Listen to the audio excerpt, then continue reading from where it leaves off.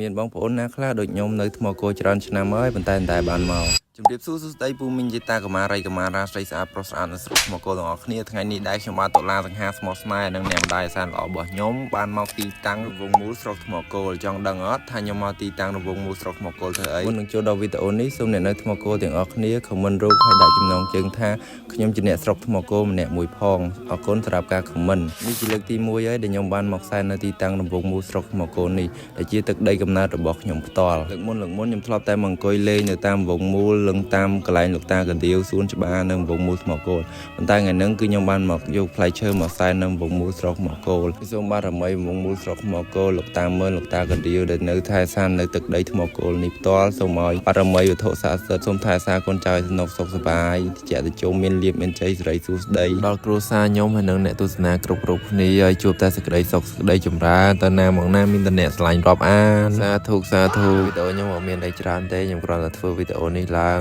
គ្រាន់តែចង់ប្រាប់ថាខ្ញុំនៅថ្មគោជាង20ឆ្នាំជាងហើយខ្ញុំតែបានមកសែនអីទេប៉ុន្តែថ្ងៃនេះខ្ញុំគ្រាន់ធ្វើវីដេអូមួយឡើងថាខ្ញុំបានមកសែននៅរង្វង់មូលថ្មគោលជាលើកដំបូងហើយមានបងប្អូនណាខ្លះនៅថ្មគោលដែលបានមកសែនដល់ខ្ញុំទេបាទខមមិនមើលសូមមើលមុខតិចមែនលេខតែអ្នកគ្នាខ្ញុំគ្រាន់តែបង្កើតវីដេអូនេះឡើងដើម្បីគ្រាន់តែចង់ដឹងថាអ្នកនៅថ្មគោលណាខ្លះដែលឆ្លាញ់អ្នកថ្មគោលដូចគ្នាពីខ្ញុំតុលាអូខេហើយវីដេអូរបស់ខ្ញុំគឺមានតែប៉ុណ្្នឹងហើយមិនមានខុសឆ្គងកន្លែងណាសំខាន់តែអភ័យទោសខមមិនបណ្ដាឲ្យខ្ញុំផងMMO ដៃថ្មីអូខេអ្នកគ្នាជួបខ្ញុំតុលានៅវីដេអូក្រោយទៀតបាយបាយអ្នកគ្នាជួបបងនេះសំណាងល្អចប់